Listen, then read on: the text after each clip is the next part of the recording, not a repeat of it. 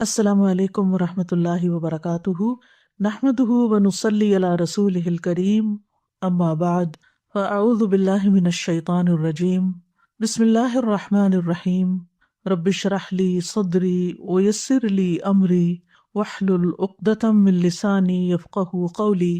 ہمارا آج کا موضوع ہے دن بھر کرنے کے کام۔ ہماری زندگی کا ہر دن نہایت اہم دن ہے جو ہمیں زندگی میں ایک ہی بار ملتا ہے۔ جو دن گزر جاتا ہے وہ قیامت تک ہمیں واپس نہیں ملے گا، اس لیے ہمیں اپنے ہر دن کو سوچ سمجھ کر گزارنا چاہیے، اس سے بھرپور فائدہ اٹھانا چاہیے۔ ہر دن یادگار دن ہو، ہر دن ایسا دن ہو کہ جس کے بارے میں جب ہم قیامت کے دن اپنے اعمال نامے کو دیکھیں گے تو اس وقت ہم خوش ہو جائیں۔ ہماری زندگی ایک ایک دن سے مل کر بنتی ہے، دنوں سے مل کر ہفتے بنتے ہیں، ہفتوں سے مل کر مہینے، اور پھر سال، اور پھر سالوں پر محیط زندگی، جو کہ آخرت کے مقابلے میں بہت ہی تھوڑی ہے، بہت ہی چھوٹی ہے۔ اور دراصل یہ زندگی ہماری آخرت کی کھیتی ہے، یہاں ہم جو کچھ بوئیں گے، جو کچھ اگائیں گے، وہی کل کو پائیں گے۔ اس لیے بھی نہایت ضروری ہے کہ ہم اچھی اچھی چیزیں یہاں، اچھے اچھے اعمال ایسے کریں کہ کل جب ہم قیامت کے دن جائیں تو واقعی اپنی کھیتی کو دیکھ کر خوش ہو جائیں۔ سورۃ الحج میں اللہ تعالیٰ فرماتے ہیں، اے لوگو جو ایمان لائے ہو، رکوع کرو اور سجدہ کرو اور اپنے رب کی عبادت کرو اور نیکی کرو تاکہ تم کامیاب ہو جاؤ۔ تو کامیاب ہونے کے لیے نہایت ضروری ہے کہ ہم نیک کام کریں، رکوع، سجدے اور عبادت کے علاوہ باقی نیکیوں کی طرف بھی توجہ دیں۔ کسی بھی کام کی قبولیت کی دو شرائط ہیں، یعنی جب بھی کوئی کام کریں تو یہ چیز ضرور ذہن میں رکھیں، چاہے وہ دنیا کا کام ہو، چاہے وہ دین کا کام ہو، کہ وہ خالصتاً اللہ کی رضا کے لیے ہو، اور دوسرا یہ کہ سنت کے طریقے کے مطابق ہو۔ اور اگر ہمارے دن بھر کے کام ان دو شرائط پر پورے اترتے ہوں گے تو انشاءاللہ وہ سب خیر کے کام ہی کہلائیں گے، اور اگر زندگی اس طرح گزرتی گئی تو انشاءاللہ فلاح پائیں گے، کیونکہ وَافْعَلُوا الْخَيْرَ لَعَلَّكُمْ تُفْلِحُونَ۔ فلاح، کامیابی، سکسیس، اس کا انحصار اس بات پر ہے کہ ہم اس زندگی کو کتنے اچھے کاموں میں گزارتے ہیں۔ رسول اللہ صلی اللہ علیہ وسلم نے فرمایا، ہر شخص صبح کو اٹھتا ہے تو اپنے نفس کا سودا کرتا ہے، پھر یا تو اسے آزاد کرتا ہے یا اسے ہلاک کر دیتا ہے، یعنی اینڈ آف دا ڈے یا تو پھر نفع کا سودا اور یا نقصان کا سودا۔ اس لیے آغاز دن سے ہی نیکیوں کی ٹھان لیں، آنکھ کھلے تو دعا کے ساتھ دن کا آغاز کریں، اور وہ دعا بھی کیا ہے؟ الحمدللہ الذی احیانا بعدما اماتنا والیہ النشور۔ سب تعریفیں اللہ ہی کے لیے ہیں جس نے ہمیں مرنے کے بعد زندہ کیا اور اسی کی طرف دوبارہ جانا ہے۔ نیند گویا کہ ایک موت تھی، اور ہمیں ایک نیا دن ملا، نئی زندگی ملی، اور ہر روز ہمیں نئی زندگی ملتی ہے، کیونکہ بہت سے لوگ نیند کی حالت میں دنیا سے ہی چلے جاتے ہیں، ان کو واپس زندگی نہیں ملتی۔ اس لیے اٹھتے ہی اللہ کا شکر ادا کریں، یعنی اپنے دن کا آغاز گریٹیٹیوڈ سے کریں، الحمدللہ۔ اور جب آپ یہ الفاظ ادا کریں تو صرف ایک روٹین میں ایسے ہی دل میں ہی نہیں کہتے، بلکہ بول کے ان کو ادا کریں۔ کم از کم اتنا اونچا ضرور بولیں کہ آپ کے اپنے کان سن لیں، اپنے آپ کو ضرور سنوائیں، کیونکہ شکر صرف دل میں نہیں ہوتا۔ جب تک انسان اس کو زبان پر نہیں لاتا، اس کو اپنی زبان سے ادا نہیں کرتا، تو اس شکر سے لطف نہیں اٹھا سکتا، خوشی محسوس نہیں کر سکتا۔ لہٰذا اللہ کا شکر ادا کرے کہ اللہ نے آپ کو زندگی دی۔ پھر اس کے بعد دن کا آغاز فجر کی نماز سے کریں، اور پھر فجر کی نماز ایک بنیادی پلر ہے۔ اگر ہم دن کا آغاز ایک صحیح طریقے سے کریں گے تو انشاءاللہ عمارت کبھی نہیں گرے گی۔ فجر کی نماز پڑھنے والے کے لیے اللہ کا ذمہ ہے۔ رسول اللہ صلی اللہ علیہ وسلم نے فرمایا، جس نے صبح کی نماز پڑھی وہ شام تک اللہ کے ذمے میں ہے، یعنی اللہ کی حفاظت اور ضمانت میں ہے۔ اللہ نے اسے دنیا اور آخرت میں امن عطا کیا۔ فجر کی نماز میں لمبی تلاوت کریں، وَقُرْآنَ الْفَجْرِ إِنَّ قُرْآنَ الْفَجْرِ كَانَ مَشْهُودًا، اور فجر کا قرآن پڑھیے، بے شک فجر کا قرآن ہمیشہ سے حاضر ہونے کا وقت رہا ہے، اس وقت فرشتے حاضر ہوتے ہیں۔ کم سے کم تو 3 آیات ہوتی ہیں جیسے سورۃ اخلاص کی، لیکن زیادہ جتنی آپ بڑھا سکے، کیونکہ نبی صلی اللہ علیہ وسلم کی نمازوں میں فجر کی نماز سب سے طویل ہوتی تھی، یعنی اس کی قرات طویل ہوتی تھی۔ تہجد تو آپ خود اپنے لیے پڑھتے تھے تو وہ تو ویسے ہی طویل ہوتے تھے، رسول اللہ صلی اللہ علیہ وسلم نے فرمایا، کیا تم میں سے کوئی شخص یہ پسند کرتا ہے کہ جب وہ اپنے گھر واپس آئے تو اس میں 3 بڑی فربہ حاملہ اونٹنیاں موجود پائے، یعنی موٹی تازی 3 اونٹنیاں گھر میں کھڑی ہوں؟ ہم نے عرض کی جی ہاں۔ آپ نے فرمایا پس 3 آیات جنہیں تم میں سے کوئی شخص اپنی نماز میں پڑھتا ہے، جو شخص اپنی نماز میں پڑھتا ہے وہ اس کے لیے 3 بھاری بھرکم اور موٹی تازی حاملہ اونٹنیوں سے بہتر ہیں۔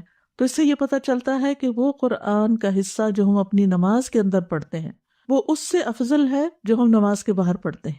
لہٰذا اگر اللہ سبحانہ و تعالیٰ توفیق دے تو تہجد کی نماز میں زیادہ سے زیادہ قرآن مجید پڑھیں، اور اپنا ڈیلی ایک ورد جو ہے وہ مقرر کر لیں کہ اتنا تو کم از کم ضرور پڑھنا ہے، کیونکہ جب ہم کوئی چیز مقرر کر لیتے ہیں اپنے اوپر تو پھر نبھا بھی جاتے ہیں۔ اور اگر آپ اپنے آپ کو اوپن اینڈ دیں تو نفس غالب آ جاتا ہے، سستی کر جاتا ہے اور انسان اس کو پورا نہیں کر پاتا۔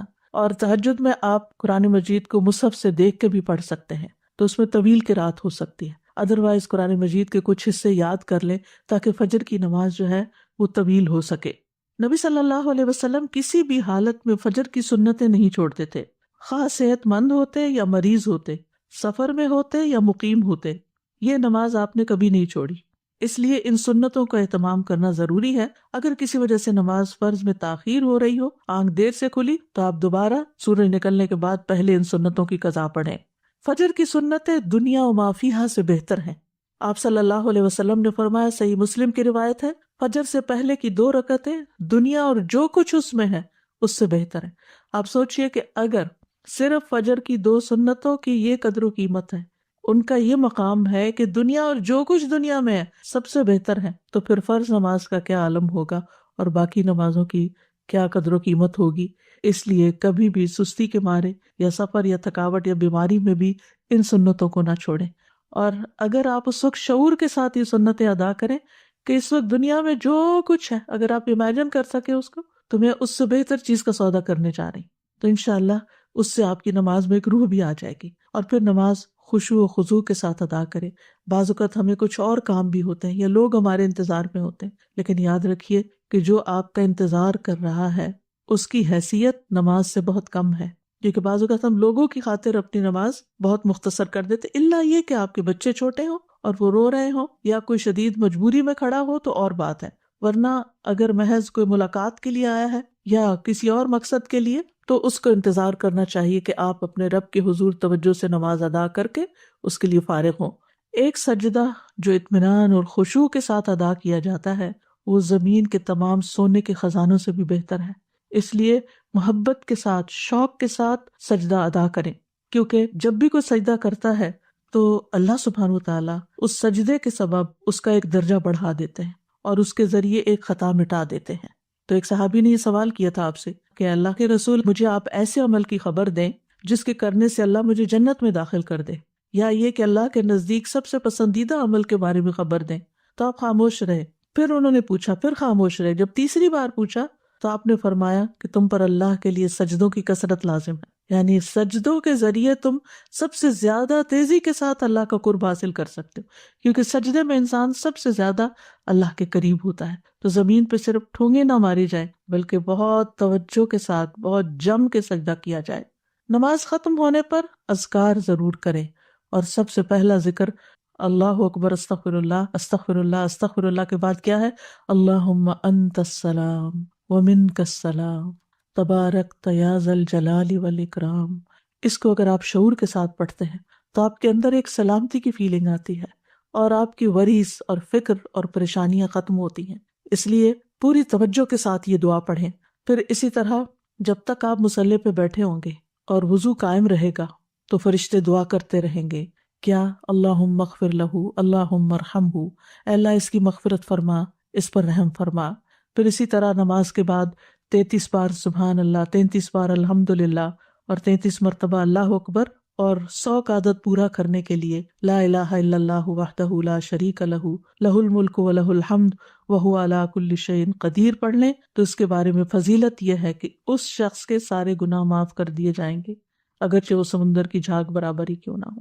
اور اگر 33 بار پڑھنے کا وقت نہیں تو 10 بار ان تسبیحات کو پڑھ لیں، لیکن تسبیحات پڑھے بغیر نہ اٹھیں، اور تسبیحات ہاتھ پہ پڑھیں۔ مثلا 10 بار پڑھنے کے لیے ہر انگلی پر 2 دفعہ سبحان اللہ پڑھ لیں، اگر 10 بار پڑھنا ہے تو 5 انگلیوں پہ بغیر کسی کنفیوژن کے 10 پورے ہو جائیں گے، کیونکہ دائیں ہاتھ سے پڑھنا افضل ہے۔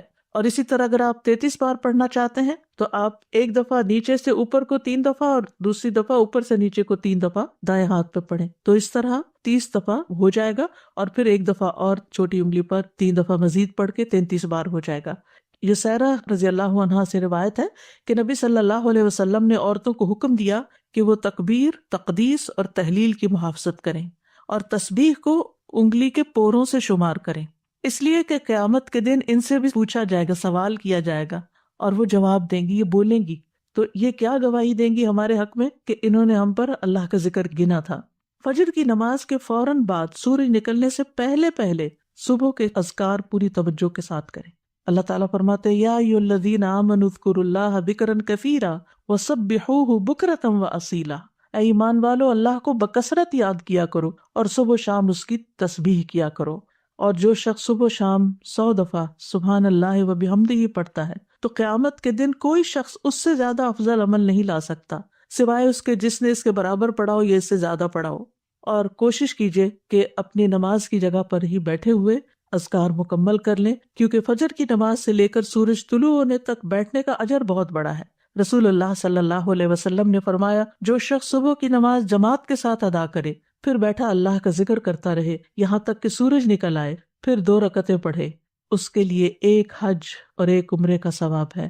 حضرت انس فرماتے ہیں کہ پھر رسول اللہ صلی اللہ علیہ وسلم نے فرمایا تامتن تامتن تامتن، مکمل مکمل مکمل ثواب ہے، یعنی حج اور عمرے کا۔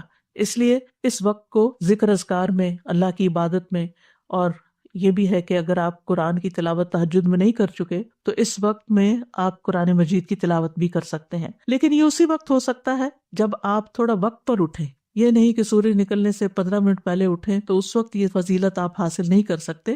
اذان کے ساتھ ہی اٹھ جائیں اور پھر اس وقت میں اپنے صبح شام کے اذکار، کیونکہ صبح شام کے جو اذکار ہیں، صبح کے اذکار خاص طور پر، یہ آپ کے لیے حفاظت کا ذریعہ بھی ہے، اور یہ اسی وقت حفاظت کا ذریعہ ہے جب آپ ان کو سورج نکلنے سے پہلے پڑھتے ہیں۔ اور اس کے ساتھ ساتھ یہ بھی ہے کہ اگر آپ بیٹھ کے تھک رہے ہیں تو ساتھ ساتھ آپ سٹریچز بھی کر سکتے ہیں، اپنی گردن کو موڑ سکتے ہیں، اپنے بازوؤں کو، سانس لے سکتے ہیں بیچ میں، اپنے پاؤں کی ایکسرسائز کر سکتے ہیں، لیکن یہ ہے کہ آپ اس وقت کو اللہ سبحانہ تعالیٰ کی ذکر اور عبادت میں ہی گزاریں۔ اور قرآن مجید کی تلاوت جو ہے ایک بڑا ہی نفع مند کام ہے۔ اپنا مصحف روز کھولیں، یعنی کوئی دن ایسا نہ جائے کہ جس کے شروع میں آپ کا قرآن مجید کا کوئی حصہ نہ ہو، کیونکہ یہ بابرکت کتاب ہے اور اس کی برکت کی وجہ سے آپ کے دن کے کام بھی آسان ہو جائیں گے۔ سورۃ فاطر کی ان آیات میں اللہ تعالیٰ فرماتے ہیں ان الذین یتلون کتاب اللہ واقاموا الصلاۃ وانفقوا مما رزقناہم سرا وعلانیۃ یرجون تجارۃ لن تبور لیوفیہم اجورہم ویزیدہم من فضلہ انہ غفور شکور۔ بے شک جو لوگ اللہ کی کتاب کی تلاوت کرتے ہیں اور انہوں نے نماز قائم کی اور جو کچھ ہم نے انہیں دیا اس میں سے انہوں نے پوشیدہ اور ظاہر خرچ کیا، وہ ایسی تجارت کی امید رکھتے ہیں جو کبھی برباد نہ ہوگی، جس میں نقصان ہے ہی نہیں، تاکہ وہ انہیں ان کے اجر پورے پورے دے اور اپنے فضل سے انہیں زیادہ بھی دے، یعنی صرف اتنا نہیں ملے گا جو انہوں نے کیا، زیادہ بھی ملے گا، بلا شبہ وہ بے حد بخشنے والا نہایت قدردان ہے۔ اور پھر قرآن مجید کی تلاوت دن بھر آپ کو غموں سے آزاد رکھے گی، کیونکہ جب دل میں غم بیٹھ جاتے ہیں تو یہ اس بات کی طرف اشارہ ہوتا ہے کہ آپ کے دل کو مزید قرآن کی غذا کی ضرورت ہے، اور قرآن مجید کو ہمیشہ اپنے قریب رکھا کریں، یعنی آپ کی ہاتھ کی ریچ میں ہو، آپ کے بیڈ سائڈ ٹیبل پر ہو یا ڈرار میں ہو یا ساتھ ہی کوئی شیلف ہو اس میں ہو، یعنی سرانے کے پاس ہو، کیونکہ جب بھی آپ کو وقت ملے یا تھوڑی دیر کے لیے بھی آپ ریلیکس ہو تو آپ کچھ نہ کچھ کھول کے پھر پڑھ سکتے ہیں۔ اور اب تو الحمدللہ موبائلز کے اندر بھی قرآن مجید موجود ہے، ایون لیٹ کے بھی اگر آپ اس کو دیکھنا چاہیں تو دیکھ سکتے ہیں۔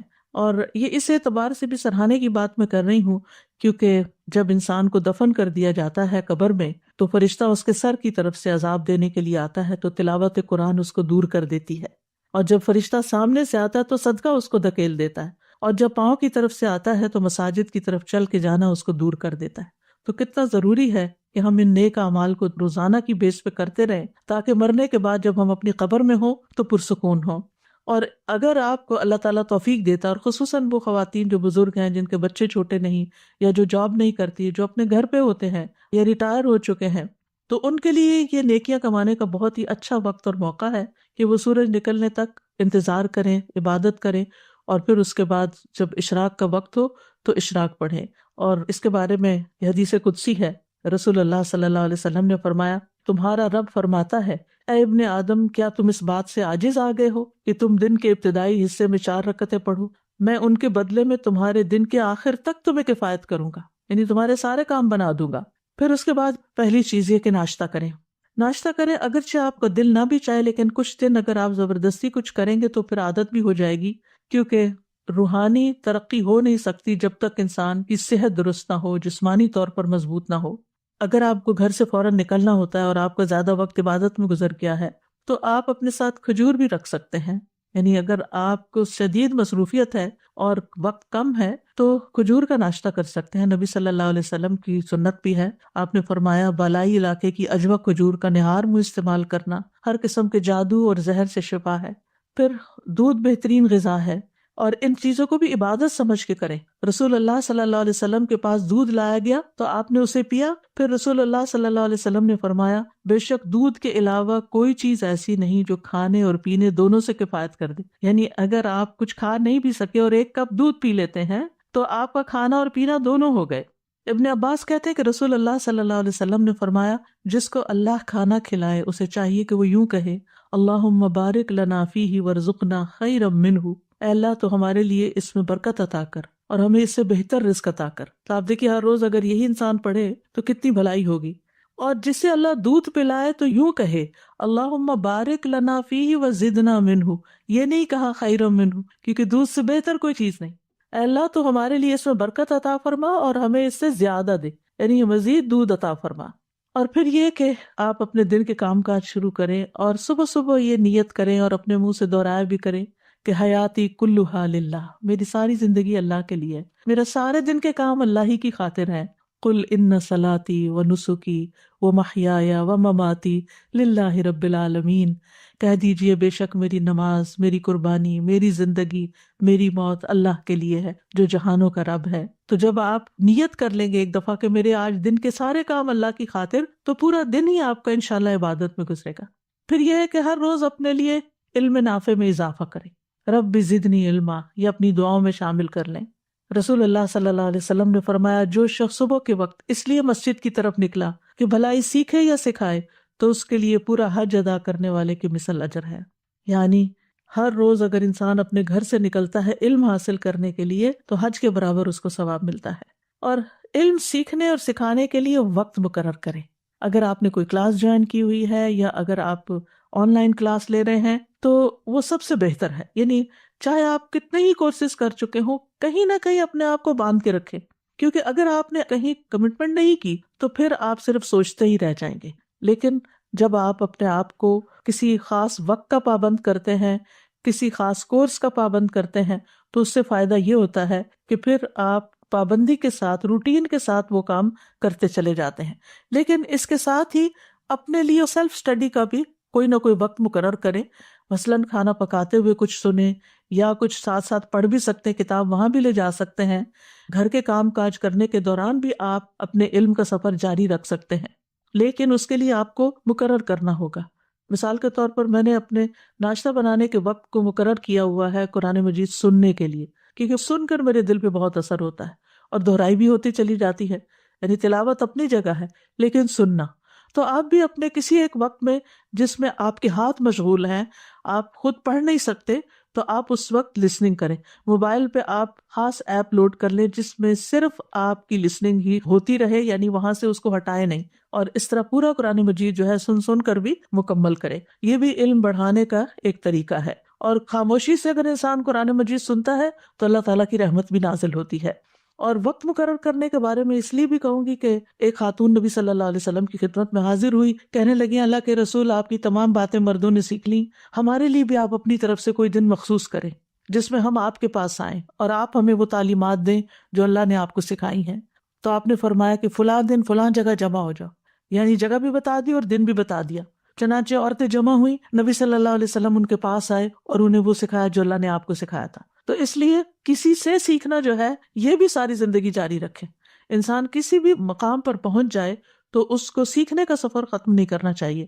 امام احمد بن حنبل کے بارے میں آتا ہے کہ بہت بوڑھے بھی ہو چکے تھے، چلنا بھی ان کے لیے مشکل ہو گیا تھا، لیکن جب سنتے کہ شہر میں کوئی عالم آیا ہے تو اپنی قلم دوات اٹھاتے اور چل پڑتے۔ تو ان سے کسی نے پوچھا کہ کب تک آخر آپ یہ علم کی مجالس میں جائیں گے؟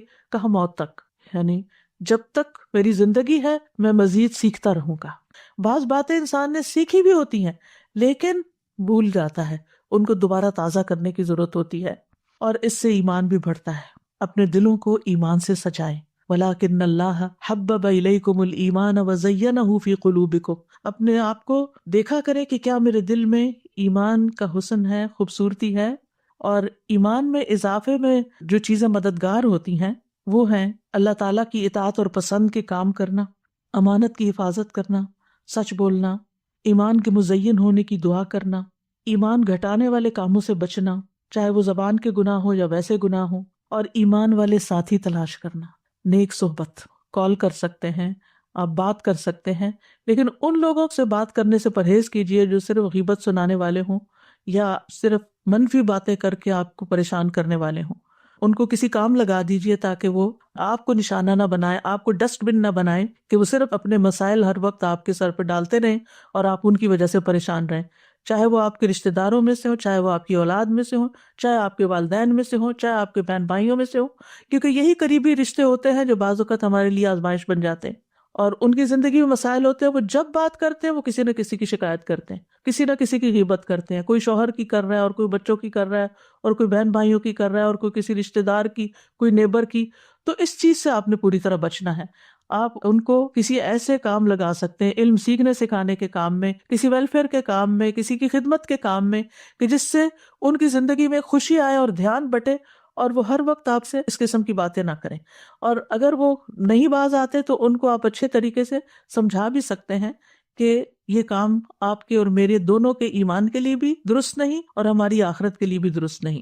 ایک دفعہ شاید ان کو یہ بات کڑوی لگے، لیکن یہ ہے کہ آئندہ کے لیے وہ سنبھل جائیں گے۔ پھر اسی طرح یہ ہے کہ قلبی طہارت کے ساتھ ساتھ اپنی جسمانی طہارت کا بھی روزانہ اہتمام کریں۔ اپنے جسم، ناخن، بدن، ان تمام چیزوں کے بارے میں فکر مند رہیں۔ ابو ہریرہ کہتے ہیں اب 5 چیزیں فطری ہیں: ختنہ کرنا، زیر ناف بال صاف کرنا، بغل کے بال اکھاڑنا، ناخن تراشنا، مونچھیں کتروانا۔ اور خواتین اپنے اعتبار سے جو بھی صفائی کے طور طریقے ہیں جو انہوں نے اختیار کرنے ہیں ان کا بھی دن مقرر کریں۔ مثلاً اگر آپ نے ہر فرائیڈے مقرر کر رکھا ہے یا ہر سنڈے مقرر کر رکھا ہے، اگر آپ اپنی پرسنل ہائیجین کے لیے ٹائم فکس کر لیں گے تو انشاءاللہ آپ کو مشکل نہیں ہوگی۔ لیکن باقی ڈیلی نمازوں میں وضو کرتے ہوئے اچھی طرح اپنے آپ کو صاف کریں، ساتھ مسواک کریں۔ رسول اللہ صلی اللہ علیہ وسلم دن یا رات میں جب بھی سو کے اٹھتے تو وضو سے پہلے مسواک کیا کرتے تھے۔ آپ فرماتے ہیں اگر مجھے یہ ڈر نہ ہوتا کہ میں مومنوں پر مشقت ڈال دوں گا تو میں انہیں ہر نماز کے وقت مسواک کا حکم دیتا۔ تو آپ اپنے وضو کی جگہ پر مسواک رکھ دیجئے۔ اگر مسواک کرنا آپ کو مشکل لگتا ہے ہر وقت تو ایک دفعہ دن میں کم از کم پراپر مسواک کریں، اور باقی اوقات میں ٹوتھ برش کے ساتھ بھی آپ اپنے دانتوں کو ہلکا پھلکا پھیر کے یہ کام کر سکتے ہیں۔ حضرت سمرہ سے مرفوعاً روایت ہے، رسول اللہ صلی اللہ علیہ وسلم نے فرمایا اپنے منہ کو مسواک کے ساتھ پاک رکھو کیونکہ یہ قرآن کا راستہ ہے۔ تو اپنے منہ کی صفائی اور اپنی زبان کی صفائی اور اپنے گلے کی صفائی، ان چیزوں کا بھی خاص خیال رکھیں۔ اور پھر وضو کے بعد دعا پڑھنا نہ بھولیں۔ اپنے ڈیلی کے کاموں میں اگر آپ کو یاد نہیں رہتا تو کہیں لکھ کے لگا لیں۔ رسول اللہ صلی اللہ علیہ وسلم نے فرمایا جو وضو کرے اور اچھی طرح وضو کرے پھر یوں کہے اشہد ان لا الہ الا اللہ وحدہ لا شریک لہ واشہد ان محمدا عبدہ ورسولہ اللہم اجعلنی من التوابین واجعلنی من المتطہرین، اس کے لیے جنت کے 8 دروازے کھول دیے جائیں گے، وہ ان میں سے جس میں سے چاہے داخل ہو جائے۔ سبحان اللہ، کتنی مختصر سی دعا ہے لیکن کتنا بڑا اجر ہے، اس لیے اس کو نہ بھولیں۔ پھر اسی طرح یہ ہے کہ وضو کے بعد اگر آپ اذان سن رہے ہیں تو اذان کا جواب دینا نہ بھولیں۔ رسول اللہ صلی اللہ علیہ وسلم نے فرمایا جو شخص اذان سن کر یہ کہے یعنی اللہم رب هذه الدعوة التامة والصلاة القائمة آت محمدا الوسیلۃ والفضیلہ وابعثہ مقاما محمودا الذی وعدتہ، تو قیامت کے دن نبی صلی اللہ علیہ وسلم کی اس کے لیے شفاعت جائز ہو جائے گی، لازم ہو جائے گی۔ حلت لہ شفاعتی یوم القیامہ، یعنی جو آذان کے بعد کی دعا پڑھے گا نبی صلی اللہ علیہ وسلم کی شفاعت پائے گا۔ اور اسی طرح وہ دعا کی قبولیت کا وقت ہوتا ہے، اس وقت کے لیے دعا سوچ رکھے کہ میں نے کیا دعا مانگنی۔ ایک نماز سے دوسری نماز کے بیچ میں جو چیز آپ کو بودر کرے، پریشان کرے، نیکسٹ اذان سے پہلے سوچ رکھے کہ میں نے اذان کے بعد بھی یہ دعا خاص مانگنی، لیکن اس کے بیچ میں بھی آپ مانگ سکتے ہیں، کوئی منع نہیں ہے۔ پھر اسی طرح یہ ہے کہ اپنی جسمانی صحت کا خیال رکھنے کے لیے صرف کھانا پینا ہی کافی نہیں ہے، بلکہ ورزش بھی ضروری ہے۔ رسول اللہ صلی اللہ علیہ وسلم نے فرمایا، طاقتور مومن اللہ کے نزدیک کمزور مومن سے بہتر اور پسندیدہ ہے۔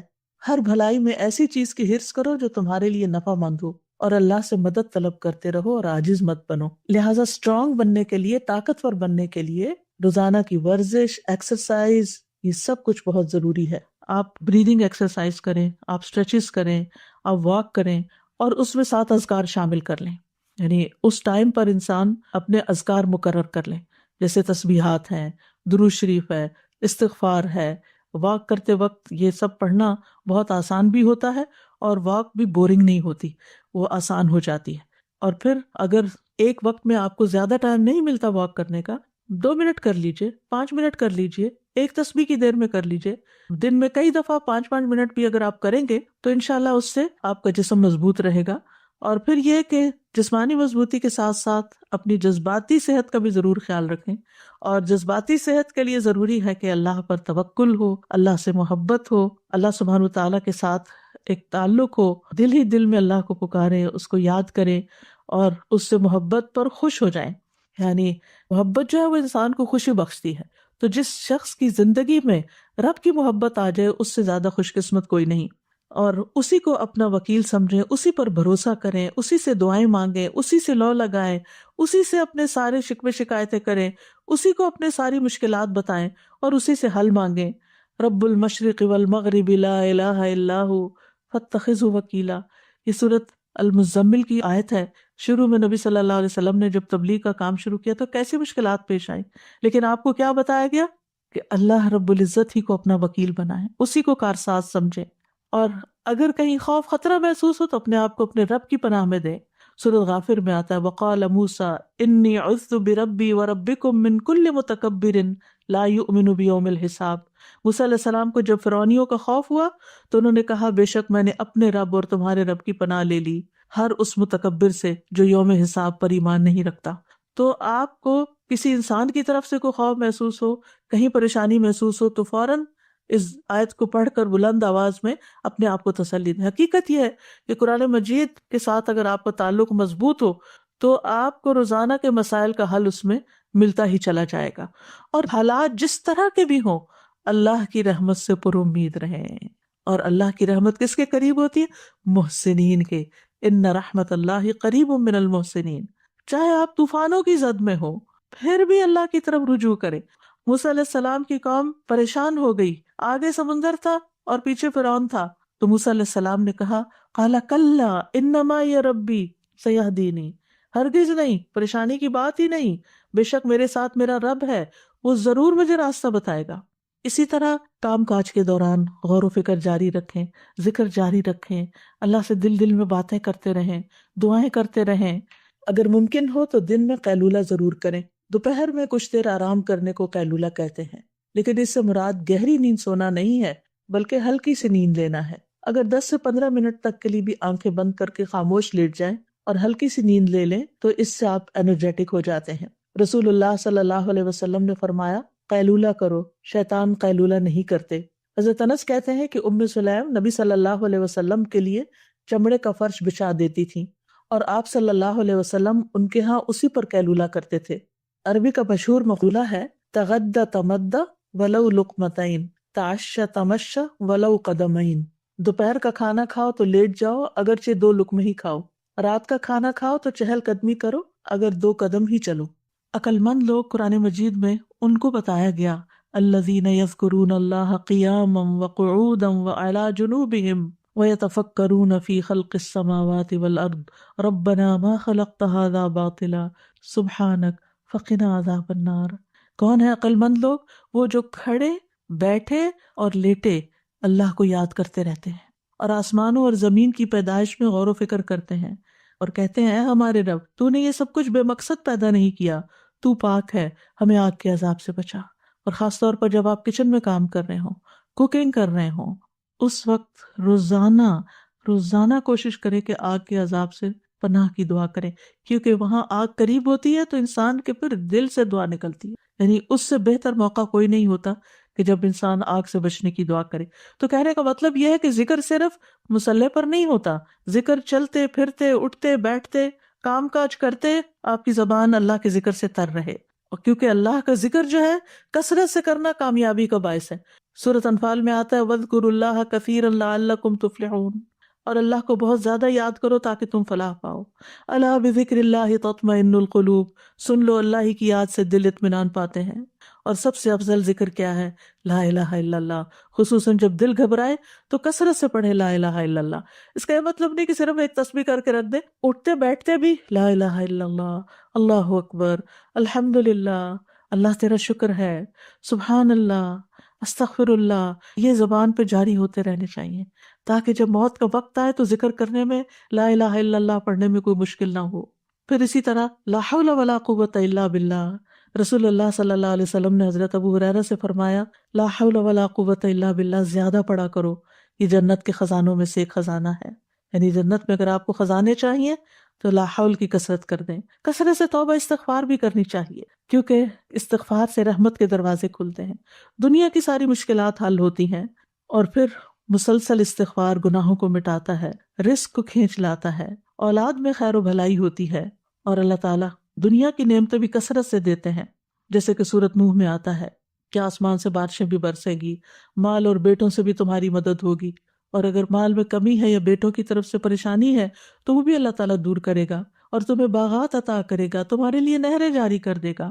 مغرب کی نماز کے بعد بھی اللہ سبحانہ تعالیٰ کا ذکر کرے۔ حدیث میں آتا ہے رسول اللہ صلی اللہ علیہ وسلم نے فرمایا جو شخص لا الہ الا اللہ وحدہ لا شریک لہ لہ الملک ولہ الحمد یحیی و یمیت وہو علی کل شیء قدیر مغرب کے بعد 10 مرتبہ پڑھے گا، اللہ تعالیٰ اس کی حفاظت کے لیے اسلحہ بردار فرشتے بھیجے گا جو صبح تک اس کی شیطان سے حفاظت کریں گے۔ پھر یہ ہے کہ دن بھر کے کاموں کو آپ آرگنائز کر کے کریں، یعنی اپنے آپ کو جتنا آپ ڈسپلن کریں گے اتنا ہی آپ کا دن زیادہ پروڈکٹیو ہوگا۔ وقت کا بہتر سے بہتر استعمال کریں۔ رسول اللہ صلی اللہ علیہ وسلم نے فرمایا 2 نعمتیں ایسی ہیں جن کے بارے میں اکثر لوگ خسارے میں ہیں، ایک تندرستی اور دوسرے فراغت۔ بہت سے لوگ بہت سی چیزیں سوچتے ہیں لیکن کر نہیں پاتے، اور جب کرنے لگتا ہے تو تھوڑی دیر میں دھیان ادھر ادھر ہو جاتا ہے اور پھر ہر چیز بکھر جاتی ہے، اینڈ آف دا ڈے انسان کہتا ہے میں نے تو کچھ کیا ہی نہیں، اور پریشانی پر پریشانی بڑھتی چلی جاتی ہے۔ اور چونکہ ہر انسان کی زندگی میں کوئی نہ کوئی امتحان ہوتا ہے، پریشانی ہوتی ہے، تو بعض اوقات انسان اس پریشانی میں اتنا مغلوب ہو جاتا ہے کہ جو بھی اس نے اپنے کام سوچے ہوتے وہ سارے ایک طرف رکھ کے کوئی ذہنی تفریح کا سامان کر لیتا ہے۔ اور آج کل تو بہت بڑا فتنہ ہے کہ موبائل ہمارے ہاتھ میں ہے، کوئی ڈرامہ لگا لیتا ہے اور کوئی گانا سننا شروع کر دیتا ہے، اور کوئی کسی طرح کی بھی ویڈیو دیکھ کے ایک کے بعد ایک شروع ہو جاتی ہیں، اور اس طرح جو کرنے کے کام ہے وہ سارے دھرے کے دھرے رہ جاتے ہیں۔ تو اس چیز کے بارے میں آپ نے بہت کانشیس ہونا ہے، کیونکہ انسان اگر ان چیزوں میں پڑا رہے تو چھوٹی چھوٹی پریشانیاں اس کو ڈسٹریکٹ کر سکتی ہیں، اور چھوٹی چھوٹی خوشیوں کا حصول اس کو ڈسٹریکٹ کر سکتا ہے، تو پھر انسان کا ایک دن بھی ضائع ہوا تو سمجھے اس نے بہت بڑا نقصان کیا۔ اور یہ کہانی سبھی کی ہے کسی نہ کسی طرح، اس لیے کارآمد اور نتیجہ خیز دن گزارنے کے لیے ضروری ہے نمبر 1 اپنے پورے دن میں جو کام آپ بے مقصد کرتے ہیں ان پہ غور کریں، ان کی لسٹ بنائیں کہ کون سے کام فضول کے کام ہیں جن کے بغیر بھی گزارا ہو سکتا ہے یا اس سے بہتر کام بھی ہے، تو اپنے وقت کو گھٹیا کاموں میں نہیں گزاریں، بہتر کاموں میں گزاریں۔ دوسرا یہ کہ اپنے سارے دن کے کاموں کے نتائج بھی دیکھیں کہ اس کا رزلٹ کیا ہے، آؤٹ کم کیا ہے، میں نے جو اس چیز پہ اتنا وقت لگا دیا تو میں نے کیا کمایا، کیا حاصل کیا۔ بعض اوقات ہم ایسے ہی کوئی لغو سی چیز دیکھنا شروع کر دیتے ہیں اور کہتے ہیں اس میں بھی لرننگ ہے، اینڈ میں پوچھے کیا لرن کیا، کیا سیکھا، کیونکہ بہت وقت صرف ایک نفس کی خواہش ہوتی ہے جس کے پیچھے انسان چل رہا ہوتا ہے۔ نمبر 3 اپنے مقصد پر نظر رکھیں کہ میرا کسی بھی کام کے کرنے کے پیچھے مقصد کیا ہے، یہ کام میں کیوں کر رہا ہوں۔ کوئی بھی مصروفیت آپ نے جو اختیار کی ہے یا شروع کی ہے، اور اس مقصد کے راستے میں جو چیز رکاوٹ ہے اس رکاوٹ کو پہلے دور کریں، ورنہ آپ منزل پہ نہیں پہنچ سکتے۔ چوتھی چیز یہ کہ اپنے اہم اور ضروری کاموں کو متعین کریں، یہ چیزیں میری زندگی میں بہت امپورٹنٹ ہیں جنہیں میں نے کرنا ہے، اور ان کو لکھ لیں باقاعدہ، یعنی اپنی پرائرٹی لسٹ بنائیں، اہم ترین کاموں کو لکھ لیں۔ جو آپ کا ٹارگٹ ہے، جو گول آپ حاصل کرنا چاہتے ہیں، اس کے لیے کیا چیز مددگار ہوگی اس کو بھی ساتھ لکھ لیں. مثلا آپ نے ایک کام لکھا کہ مجھے یہ کام کرنا ہے، چاہے لکھنے کا کوئی کام ہے یا پکانے کا ہے یا کوئی صدقہ خیرات کا یا ویلفیئر کا یا جس بھی طرح کا کوئی کام ہے یا آپ کی ڈیوٹی سے ریلیٹڈ کوئی کام ہے. تو ویسے تو سارے کام بڑے اہم لگ رہے ہوتے ہیں، لیکن اہم ترین کاموں کو ٹاپ پرائرٹی پر رکھیں کہ یہ مجھے پہلے کرنا ہے اور کس طرح کرنا ہے وہ بھی ساتھ پلان کریں. اور پانچویں چیز یہ ہے کہ اپنے مقصد کو حاصل کرنے کے لیے فوکسڈ رہیں، کیونکہ بہت سے لوگ سب کچھ کر لیتے ہیں لیکن جب کام شروع کرتے ہیں تو اس پہ فوکس نہیں کرتے، لہٰذا کام ختم نہیں ہوتا. رکاوٹ آتی ہے تو اس کو دور کریں، سولوشن نکالیں، حل نکالیں. اور اگر ایک طریقے سے آپ کا ٹارگٹ حاصل نہیں ہوا تو کوئی دوسرا طریقہ اختیار کریں. امید کے ساتھ کام کریں، مایوس نہ ہو، کیونکہ یہ نہیں ہوتا کہ جو چیز ہم سوچیں وہ ویسے ہی ہو بھی جائے. بعض اوقات ہو جاتی ہے اور بعض اوقات نہیں بھی ہوتی. اور چھٹی بات یہ ہے کہ سستی سے بچیں اور کاموں کو لٹکائیں نہیں، اچھا بعد میں صحیح، اچھا کل صحیح، اچھا صبح صحیح. اور ساتویں بات یہ کہ جب روٹین نہیں ہوتی تو پھر بہت سے کام چھوٹ جاتے ہیں. اپنی ڈیلی روٹین سیٹ کریں. آپ سمجھیں کہ آپ کے دن کے 24 گھنٹے آپ کے پاس 24 باکسز ہیں. آپ دیکھیں کہ آپ نے ہر گھنٹے میں اس باکس کے اندر کیا ڈالا ہے. کوئی فائدے کی چیز ڈالی یا کوئی بیکار سٹفنگ کی ہے یا کوئی کوڑا کرکٹ ڈال دیا. اور قیامت کے دن جب آپ جا کے وہ باکس کھولیں گے تو آپ کو پتہ چلے گا کہ یہ گھنٹہ بھی بیکار تھا اور یہ بھی یہ میں نے کیوں کیا. اس وقت پھر پریشان ہونے کا فائدہ نہیں. تو اگر آپ امیجنری باکسز بھی بنا لیں یا آپ اپنے کسی کاغذ کو لے کے اس پہ 24 خانے ڈال کے اپنا ٹائم ٹیبل بنائیں اور ٹائم لکھ لیں، جس ٹائم سے آپ شروع کریں گے وہیں پہ جا کے ختم ہوگا. آپ شیٹ کے اوپر سارے خانے، جو نیند کا ٹائم ہے اس کو آپ الگ کر لیں اور باقی جو بیداری کے ٹائم ہے ان کو آپ لکیر لگا کے ہر گھنٹے کا کام لکھیں کہ اس گھنٹے میں مجھے کیا کرنا ہے. اگر آپ وہ لکھ لیں گے تو پھر کوشش کریں کہ اس گھنٹے میں وہی کام کریں، کوئی اور نہ کریں، الا یہ کہ کوئی بہت بڑی ایمرجنسی ہو تو پھر اس کام کو کسی اور کام کے ساتھ آپ ملا سکتے ہیں. تو جب تک آپ کی ڈیلی روٹین نہیں ہوگی، گھڑی کے ساتھ آپ نہیں چلیں گے تو آپ کا ڈے پروڈکٹیو نہیں ہوگا. بہت ضروری ہے کہ ہر چیز کے لیے وقت نکالا جائے، اپنی جسمانی ضروریات کے لیے بھی، روحانی ضروریات کے لیے بھی، ذہنی ضروریات کے لیے بھی، جذباتی ضروریات کے لیے بھی، دین کے کاموں کے لیے بھی. اور پھر اس کے لیے اپنے نفس سے جہاد کرنا ہوگا، کیونکہ نفس ان النفس لامارۃ بالسوء، نفس تو انسان کو برائیوں پر بہت اکساتا ہے اور نفس کے خلاف جہاد سب سے افضل جہاد ہے. نبی صلی اللہ علیہ وسلم نے فرمایا، اللہ عز و جل کی ذات کی خاطر تیرا اپنے نفس اور خواہش سے جہاد کرنا افضل جہاد ہے. اور اس میں کبھی اپنی نیند کو قربان کرنا اور کبھی اپنی کسی پسندیدہ چیز کو قربان کرنا کہ نہیں اب اس چیز کا وقت نہیں. لٹرلی بہت دفعہ ایسا ہوتا ہے کہ جیسے پیاس بھی لگی ہوتی ہے یا بھوک بھی شدید لگی ہوتی ہے لیکن کھانے کے لیے وقت نہیں نکلتا کیونکہ اس سے زیادہ اہم کام کوئی اور ہوتا ہے. تو انسان یہ جو قربانی کرتا ہے اس وقت اپنے کھانے پینے کی یا اپنے آرام کی، یہی نفس کے ساتھ جہاد ہے کہ میری پرائرٹی یہ ہے اور یہ کام آج مجھے کرنا ہے اور یہ میرے ٹارگٹس ہیں، ان کو میں نے اچیو کرنا ہے. تو انشاءاللہ اللہ سبحانہ وتعالیٰ بہت آسانی کریں گے. اور کچھ چیزیں آپ پھر ملٹی ٹاسکنگ میں بھی لا سکتے ہیں، دو کام اکٹھے بھی کر سکتے ہیں تاکہ آپ کا وقت بچے. اور اگر آپ وقت میں برکت لانا چاہتے ہیں نا تو 5 نمازیں وقت کی پابندی کے ساتھ ادا کریں، کیونکہ ان الصلاۃ کانت علی المؤمنین کتابا موقوتا، بے شک نماز ایمان والوں پر ہمیشہ سے ایسا فرض ہے جس کا وقت مقرر کیا ہوا ہے. اور سب سے افضل عمل کیا ہے؟ نماز کو اس کے اول وقت پر ادا کرنا. نمازوں کے وقت کو ضائع کرنے والے کے لیے ہلاکت ہے. فویل للمصلین الذین هم عن صلاتهم ساہون. یہ کون لوگ ہیں؟ یہ وہ لوگ ہیں جو اپنے وقت کو ٹال کے نماز پڑھتے ہیں لیکن تاخیر سے پڑھتے ہیں، غیر ضروری کاموں میں زیادہ وقت لگا دیتے ہیں، نماز کی تاخیر کر دیتے ہیں اور پھر اس میں جلدی جلدی نماز پڑھ کے اٹھ جاتے ہیں. ایسی نماز کو منافق کی نماز کہا گیا.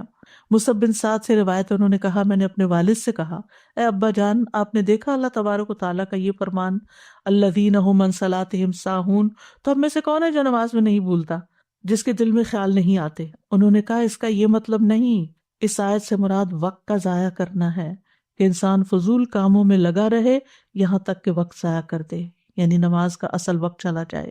اس لیے نماز اپنے وقت پر، ایسا نہ ہو کہ فجر کی نماز قضا ہو جائے اور ایسا نہ ہو کہ سوئے رہیں. کیونکہ نبی صلی اللہ علیہ وسلم نے اپنا ایک خواب بیان کرتے ہوئے فرمایا، آپ نے خواب میں دیکھا کہ ایک شخص تھا جس کا سر پتھر سے کچلا جا رہا تھا، وہ قرآن کا حافظ تھا مگر وہ اس سے غافل ہو گیا اور فرض نماز پڑھے بغیر سو جاتا تھا۔ اور پھر نماز لیٹ کرنا جو ہے نفاق کی علامت ہے۔ منافق سورج کو دیکھتا رہتا ہے، جب شیطان کے دو سینگوں کے درمیان وہ ہوتا ہے یعنی غروب ہونے کے قریب ہوتا ہے تو اٹھ کر 4 ٹھونگے مارنے لگ جاتا ہے اور ان میں اللہ کا ذکر نہیں کرتا۔ یعنی کہ جو منافقوں کے بارے میں قرآن مجید میں آتا ہے وَلَا يَأْتُونَ الصَّلَاةَ إِلَّا وَهُمْ كُسَالَىٰ، کہ وہ نماز سستی کر کر کے پڑھتے ہیں، دیر سے پڑھتے ہیں، دنیا کے کاموں سے تھک کے پھر نماز پڑھتے ہیں اور اس میں کوئی خشوع و خضوع نہیں ہوتا۔ نماز جو ہے قبر میں بھی ساتھ ہوگی، حفاظت کرے گی، نماز بندے کی حفاظت کرے گی، لیکن کس کی نماز؟ وہ جو اپنی نمازوں کی حفاظت کرتا ہے۔ وَالَّذِينَ هُمْ عَلَىٰ صَلَاتِهِمْ يُحَافِظُونَ، بندے کو جب قبر میں رکھا جاتا ہے اور لوگ قبر میں دفنا کے جاتے ہیں تو جانے والوں کے زمین پہ جو جوتوں کی آواز آتی ہے وہ بھی سنتا ہے۔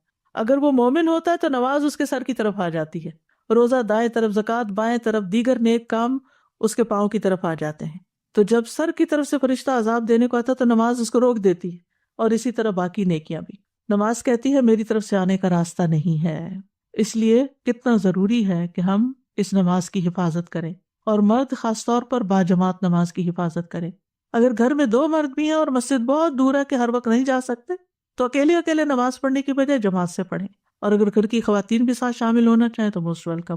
اور اگر مسجد بھیج سکتے ہیں اور بچے چھوٹے ہیں، یعنی آپ خود تو نہیں جا سکتی لیکن ان کو مسجد لے جا بھی سکتی ہیں اگر آپ کے ہسبینڈ مصروف ہیں یا وہ اویلیبل نہیں ہیں، تاکہ بچے مسجد کی عادت ڈالیں۔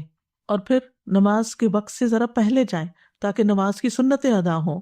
جو شخص دن میں 12 رکعتیں ادا کرے اس کے لیے جنت میں گھر بنا دیا جاتا ہے، 2 فجر سے پہلے، 4 ظہر سے پہلے، 2 ظہر کے بعد، 2 مغرب کے بعد اور 2 عشاء کے بعد۔ یہ 12 رکعتیں بنتی ہیں، اور آپ دیکھیے کہ اگر ہر روز آپ کے لیے جنت میں ایک محل تیار ہو رہا ہے، ایک محل تیار ہو رہا ہے، ایک محل تیار ہو رہا ہے، سوچئے آپ نے وہاں ہمیشہ رہنا ہے، ہمیشہ ہمیشہ، موت نہیں۔ سوچئے کبھی دل پھٹنے کو آتا ہے جب انسان یہ سوچتا ہے، اور ہر روز ایک نئے محل میں، ہر روز ایک نئے محل میں، کیونکہ اس نے دنیا میں اتنے محلات ہر روز سنتیں پڑھ کے بنا لی ہے کہ ہر روز اس کے لیے ایک نئی نعمت ہے۔ یہ وہ چیزیں جن کی دنیا میں لوگ تمنا کرتے ہیں، لیکن دنیا میں یہ سب کچھ نہیں مل سکتا۔ دن کی 12 رکعتیں ادا کرنے میں زیادہ سے زیادہ کتنا ٹائم لگ جائے گا؟ آدھا گھنٹہ۔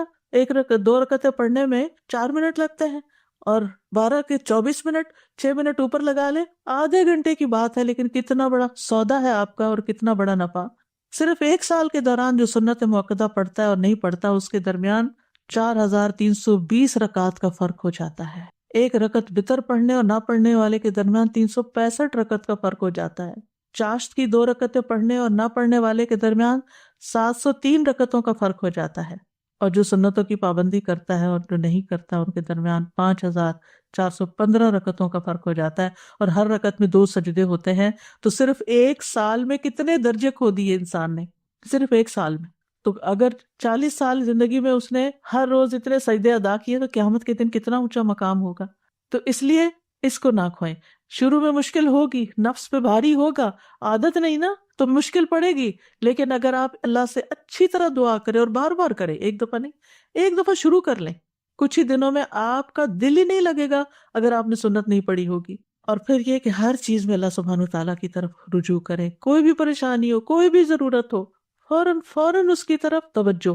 جیسے حدیث قدسی میں آتا ہے، اللہ تعالیٰ فرماتے ہیں اے ابن آدم، اپنے آپ کو میری عبادت کے لیے فارغ کر لو، میں تیرے دل کو غنا سے اور تیرے ہاتھ کو رزق سے بھر دوں گا، اور اے ابن آدم تو مجھ سے دور نہ ہو، ورنہ میں تیرے دل کو فقر سے اور تیرے ہاتھ کو مصروفیت سے بھر دوں گا۔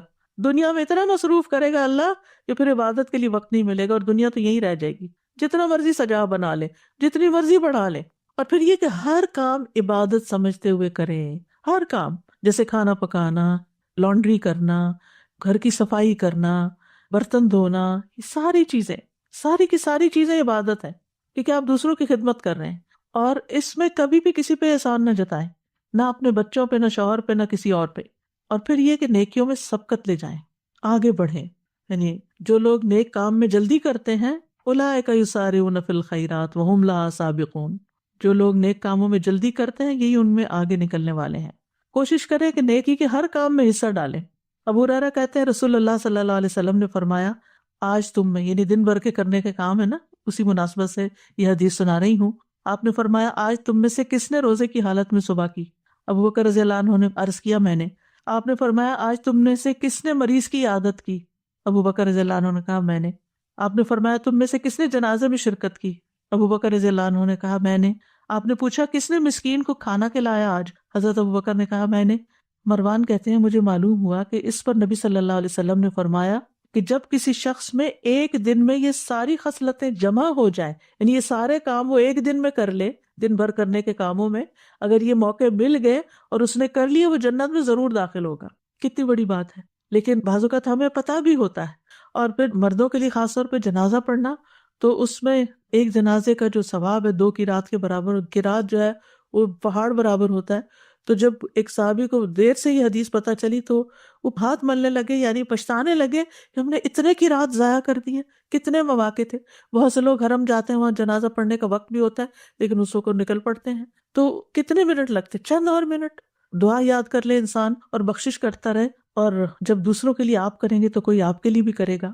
پھر یہ کہ نیکیوں کے کام کرنے کے ساتھ ساتھ گناہوں سے ضرور بچیں، یعنی نافرمانی کے کاموں سے بچیں، یہ بھی کرنے کا کام ہے۔ جہنم کو سامنے رکھے نا انسان تو گناہوں سے بچ سکتا ہے۔ جہنم کی حقیقت جب سمجھ آ جاتی ہے نا انسان کو، تو زندگی کا رخ بدل جاتا ہے، زندگی تبدیل ہو جاتی ہے۔ تو اس لیے اچھے کام بھی کریں، لیکن ساتھ برائیوں سے بچے بھی ضرور، یعنی ایسے کام نہ کریں کہ جس سے لوگوں کو اذیت ہو، دوسروں کو اریٹیٹ نہ کریں، نیگ نہ کریں، کوئی ایسا کام نہ کریں کہ جس سے دوسرا آپ سے بیزار ہونے لگے۔ اور اس کے لیے کرائیٹیریا، جو اپنے لیے پسند نہیں وہ دوسرے کے لیے بھی نہ کریں۔ پھر یہ ہے کہ اللہ کی محبت کی خاطر، اللہ کے چہرے کی خاطر یہ کام کیا کریں کہ لوگوں سے اچھے اخلاق سے پیش آئیں، کیونکہ میزان میں سب سے بھاری نیکی اچھا اخلاق ہوگا، اور اس میں سب سے پہلے اپنے والدین کو خوش کریں، ان کی پیشانی چومیں، ان کے چھوٹے چھوٹے کام کریں، ان کے ساتھ جو بھی نیکی کر سکتے ہیں زندگی میں کریں، اور اگر فوت ہو چکے ہیں تو ان کے لیے صدقہ خیرات کرتے رہیں، دعائیں کرتے رہیں، ان کی زندگی میں بھی اور مرنے کے بعد بھی۔ رب ارحمہما کما ربیانی صغیرا، رب ارحمہما کما ربیانی صغیرا، اے میرے رب ان پہ رحم فرما جیسے انہوں نے مجھے بچپن میں شفقت سے پالا تھا۔ سب کے لیے خیر کا باعث بنے، خصوصاً گھر والوں کے لیے، اور اس خیر میں صرف ان کی دنیا بنانا ہی نہیں ہے، ان کی آخرت کی بھی فکر کریں۔ یعنی بعض اوقات ہم لوگ خود دین کی طرف آ جاتے ہیں لیکن گھر والوں کو بھول جاتے ہیں۔ پھر اسی طرح یہ ہے کہ کسی کے سوال سے تنگ نہ ہو، چاہے بچہ ہی کوئی چیز مانگ رہے ہیں یا ویسے کوئی سوال پوچھ رہے ہیں، آپ سے پوچھے جا رہے ہیں تو پریشان نہ ہو، یا کوئی اور آپ سے مسئلہ پوچھ لیتا ہے تو ڈانٹے نہیں۔ وَأَمَّا السَّائِلَ فَلَا تَنْهَرْ، کیونکہ بعض اوقات یہ ہوتا ہے جو والدین بزرگ گھر میں ہو وہ ایک ہی بات بار بار پوچھتے ہیں، یا آپ کے ہسبینڈ نے ایک ہی چیز روز پوچھنے شروع ہو جاتے ہیں، تو اس پر آپ کو غصہ آ جاتا ہے کہ کل بھی بتایا تھا پھر آج وہی بات پوچھ رہے ہیں۔ تو اس لیے بہتر یہ ہے کہ اس وقت اپنے آپ کو کنٹرول کر لیں، یا جواباً سوال کر دیں کہ آپ کا کیا خیال ہے، آپ ذرا سوچیں، ذہن پہ زور ڈالیں، کیونکہ بعض اوقات وہ صرف بات بڑھانے کے لیے آپ سے وہی بات پوچھ لیتے ہیں جو پہلے بھی پوچھی ہوتی ہے۔ تو سوال سے تنگ نہیں ہونا، بچہ کچھ مانگ رہا ہے تو تنگ نہیں ہونا، شٹ اپ کال نہیں دینی کہ چپ ہو جاؤ تو میرا سر کھا گئے ہو، میں فارغ ہو کے دوں گی، نہیں، اپنا کام روک دیں، جا کے اس کی ضرورت پوری کر دیں اور پھر آگے بڑھیں۔ جہاں بھی بیٹھیں، کھانے کی ٹیبل پہ بھی بیٹھیں، خیر پھیلانے والے ہوں، مبارک بن جائیں، کن مبارکن اینما کنتا، جہاں بھی ہو مبارک بنے۔ اور وہ کیسے؟ ابن قیم کہتے ہیں آدمی کی برکت یہ ہے کہ جہاں بھی مقیم ہو خیر کی تعلیم دے، اچھی بات زبان سے نکالیں، اچھی بات کریں۔ اسی لیے نبی صلی اللہ علیہ وسلم کھانے میں نقص نہیں نکالتے تھے۔ ہو سکتا ہے آپ کو پسند نہ ہو لیکن دوسرے کو بھی آپ بدمزہ کر رہے ہیں کھانے کی شکایت کر کر کے۔ اور بچوں کی تربیت کے لیے کھانا کھانے کا وقت بہترین وقت ہے جب ان کے ساتھ بیٹھ کر آپ ان کو کوئی اچھی بات بتا سکتے ہیں، لیکن اللہ کی خاطر اس وقت ان کی کھچائی نہ شروع کرنے کے دن بھر کے بعد اب ہاتھ آئے ہیں۔ بہت سے لوگ کھانے کی میز پہ بیٹھ کے ان کا حساب کتاب شروع کر دیتے ہیں اور ان کے سارے دن کا جو کام کاج ہے ان کا محاسبہ شروع کر دیتے ہیں، اور اس طرح سارے گھر والوں کا کھانا جو ہے وہ بدمزہ کر دیتے ہیں۔ اس سے بھی بچنا چاہیے۔ پھر پڑوسیوں کی خبر گیری کریں، ان کے کھانے پینے کا خیال رکھنا۔ نبی صلی اللہ علیہ وسلم نے فرمایا اے ابو ذر، جب تم سالن پکاؤ تو شوربہ زیادہ کر لو، پڑوسی کی خبر گیری کرو۔ یعنی کسی بھی طرح اپنے اپنے کلچر کے مطابق آپ پڑوسی کا، اپنے دوستوں کا خیال رکھ سکتے ہیں۔ مریض کی عیادت اگر جا نہ سکیں، جیسے کووڈ پیشنٹس کا وزٹ نہیں کر سکتے، فون پر عیادت کر لیں، میسج کر لیں، کیونکہ یہ بھی نیکی کے کاموں میں سے ایک ہے اور آج کل یہ نیکی کمانے کا بہت موقع ہے۔ پھر سلام کو گھر میں بھی عام کریں، باہر بھی اور گھر میں۔ یعنی میک شور کہ صبح اٹھتے ہی گھر والوں کو سلام کریں، بچوں کو سلام کریں، بچے آپ کو سلام کریں، مرد گھر سے باہر گیا نماز پڑھنے کے لیے، واپس آئے سلام کریں، اگر وہ نہ کرے تو آپ سلام کریں اور حال بھی ضرور پوچھیں، کیا حال ہے آپ کا، کیسی رات گزری. بس اتنا سا جملہ ان کا دل بڑھا دے گا، اس سے محبتوں میں اضافہ ہوتا ہے. اور سلام کرنا بخشش کا باعث ہے. رسول اللہ صلی اللہ علیہ وسلم نے فرمایا بے شک بخشش کو لازم کرنے والے امور سلام کو عام کرنا اور اچھی طرح گفتگو کرنا ہے. یعنی آپ سلام کر رہے ہیں، سلامتی کی دعا دے رہے ہیں، گھر والے سلامت ہوں گے تو آپ کا بھی دل سکون میں ہوگا، اور ساتھ آپ کی اپنی بخشش ہو رہی ہے. کر سلام رہے اور آپ کے گناہ معاف ہو رہے ہیں. آتے جاتے چلتے پھرتے گھر میں سلام کرتے رہیں. بچوں کو بھی خود سلام کریں کہ ان کو عادت ہو جائے. پھر گھر والوں کے کاموں میں ان کی مدد بھی کریں. اور یہ عورتوں مردوں دونوں کے لیے ہے، بڑوں کے لیے چھوٹوں کے لیے. حضرت عائشہ سے اسود نے پوچھا کہ نبی صلی اللہ علیہ وسلم اپنے گھر میں کیا کرتے تھے؟ انہوں نے کہا کہ نبی صلی اللہ علیہ وسلم اپنے گھر کا کام کاج کیا کرتے تھے اور ان کی خدمت کرتے تھے. جب نماز کا وقت ہوتا تو کام چھوڑ کر نماز کے لیے چلے جاتے. ایک اور روایت میں ہے کسی نے پوچھا کہ آپ گھر میں کیا کرتے تھے؟ کہا کہ وہ بھی انسانوں کی طرح انسان تھے، وہ اپنے کپڑوں کو صاف کرتے، بکری کا دودھ دو لیتے، اپنے کام خود کر لیتے تھے، یعنی نبی صلی اللہ علیہ وسلم. تو پھر بیٹوں کو بھی عادت ڈالنی چاہیے یا مردوں کو بھی کہ گھر والوں کے ساتھ تعاون کریں، اور اگر ان کے پاس وقت بالکل نہیں تو گھر والوں کی مدد کے لیے کچھ نہ کچھ انتظام کریں. نبی صلی اللہ علیہ وسلم نے فرمایا تم میں سے بہتر وہ ہے جو اپنے گھر والوں کے لیے بہتر ہو، اور تم سب کی نسبت میں اپنے گھر والوں کے لیے بہتر ہوں. اور اسی طرح گھر والوں پر خوش دلی سے خرچ کرنا چاہیے، خصوصاً مردوں کو جن کے اوپر نان نفقہ فرض ہے، سنت نفل نہیں ہے، فرض ہے. آدمی اپنی ذات پہ، اپنی بیوی بچوں پہ اور اپنے خادم پہ جو خرچ کرتا ہے وہ صدقہ ہوتا ہے. پھر اسی طرح یہ ہے کہ باہم گفتگو سے ماحول کو خوشگوار رکھیں. ہر وقت تلخ باتیں نہ کریں، ہر وقت گھر والوں کے استاد نہ بنے رہیں، ہر وقت انسٹرکشنز نہ دیتے رہیں، کسی غلطی پر بہت زیادہ سرزنش نہ کریں. تھوڑی سی بات سے احساس دلائیں ورنہ آپ کی خاموشی بھی بہت بڑا سبق ہے. بات کرتے ہوئے یاد رکھیں کہ آپ کی ہر بات لکھی جا رہی ہے، فرشتے لکھ رہے ہیں، کرامن کاتبین لکھ رہے ہیں. اور اگر آپ اپنی زبان کی حفاظت کریں گے تو نبی صلی اللہ علیہ وسلم نے اس کو خوشخبری دی ہے، فرمایا خوشخبری ہے اس کے لیے جس نے اپنی زبان پہ قابو پا لیا، قیل و قال چھوڑ دے. یعنی اس نے کہا اس کی بات اس کی بات. آج کل چونکہ کووڈ پھیلا ہوا ہے تو گھر میں بعض اوقات کوئی ویکسین کے خلاف بات شروع کر دیتا ہے، کوئی کسی بیماری کے بارے میں، تو اس پر اچھے سے توجہ دلانی چاہیے کہ یہ لوگوں کی باتیں ہیں، اس پر صحیح علم حاصل کرنے کی ضرورت ہے. اور پھر لا یعنی گفتگو سے بچیں. اچھا اور سنائیں کیا حال ہے، پھر تھوڑی دیر کے بعد اچھا اور سنائیں کیا حال ہے. یہ جملہ بول بول کے لوگوں سے بیکار کی باتیں نہ کروائیں. رسول اللہ صلی اللہ علیہ وسلم نے فرمایا انسان کے اسلام کی خوبی یہ ہے کہ وہ بے فائدہ چیزوں کو چھوڑ دے، اور بعض اوقات وہ بے فائدہ چیزیں اذیت والی بھی بن جاتی ہیں دوسرے کے لیے. بعض اوقات ہم دوسرے کی بات کاٹ دیتے ہیں تو اس سے دوسروں کو تکلیف پہنچتی ہے. پھر یہ کہ ان چھوٹے چھوٹے گناہوں کے ازالے کے لیے کثرت سے صدقہ کریں. قرآن مجید میں آتا ہے کہ مرنے کے بعد میت کیا چاہے گی؟ رب لولا اخرتنی الی اجل قریب فاصدق، اے میرے رب تو نے مجھے قریبی مہلت کیوں نہ دی کہ میں صدقہ کرتا. اہل علم کہتے ہیں میت صدقے کا اس لیے کہتی ہے کیونکہ موت کے بعد وہ صدقہ کا بہت بڑا فائدہ دیکھتی ہے کہ صدقہ کرتا تو میرے لیے آج کتنی خوشیاں ہوتی ہیں. لہٰذا کثرت سے صدقہ کریں. اور خواتین کو تو خصوصاً نبی صلی اللہ علیہ وسلم نے صدقے کی تلقین کی، اور اس کے لیے کوئی ضروری نہیں ہوتا کہ آپ ہر روز کو مال کا بہت بڑا پورشن صدقہ کریں. تھوڑا تھوڑا بھی کرنا، پھر کبھی کوئی کھانے کی چیز کرنا، کبھی اگر کوئی لینے والا نہیں بھی ہے تو آپ کوائن باکس رکھیں گھر میں، ایسی جگہ پر اپنے روز کا صدقہ ڈالتے رہیں، اور پھر اکٹھا بھی آپ مسجد جائیں یا کہیں جائیں تو وہاں جمع کرا سکتے ہیں. پھر خاص طور پر فقراء اور مساکین جو آپ کے اپنے خاندان میں ہیں یا آپ کے جان پہچان کے لوگوں میں ہیں، ان کے بارے میں فکر مند ہو اور اکٹھا کر کے ان کو بھی آپ بھیج سکتے ہیں. رسول اللہ صلی اللہ علیہ وسلم نے فرمایا مسلمان کا وہ مال کتنا عمدہ ہے جس میں سے کسی مسکین، یتیم اور مسافر کو دیا جائے. اور اسی طرح زائد ضرورت چیزیں جو ہیں گھر میں ان کو بھی نکالتے رہیں، ضرورت مندوں تک پہنچاتے رہیں، اور اس طرح دوسروں کے دل خوش کرتے رہیں. نبی صلی اللہ علیہ وسلم نے فرمایا مومن کو خوش کرنا، اس کا قرض ادا کرنا، اس کی ضرورت پوری کرنا، اس سے کسی مصیبت کو دور کرنا افضل اعمال میں سے ہے. یعنی کسی کا دل آپ خوش کر دیں گے تو آپ نے بہترین کام کیا. پھر اسی طرح بات بات پہ غصے سے بچیں، ناراض ہونے سے بچیں، ایٹیٹیوڈ دکھانے سے بچیں، قطع رحمی سے بچیں، چھوٹی چھوٹی باتوں پر بہت بڑا ری ایکشن ظاہر نہ کریں، دوسروں کو معاف کرنے والے بنیں.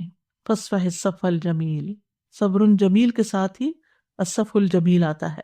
قرآن مجید میں آتا ہے ایمان والو تمہاری بیویوں اور بچوں میں سے، ازواج کا لفظ آتا ہے، بیوی شوہر دونوں کے لیے ہو سکتا ہے، بعض تمہارے دشمن ہے، سو ان سے ہوشیار رہو، اور اگر تم معاف کر دو اور درگزر کرو تو بے شک اللہ بھی بے حد بخشنے والا نہایت رحم والا ہے۔ لہٰذا بہت ضروری ہے کہ ہم گھر والوں کی غلطیاں معاف کر کے دل صاف کرتے رہیں۔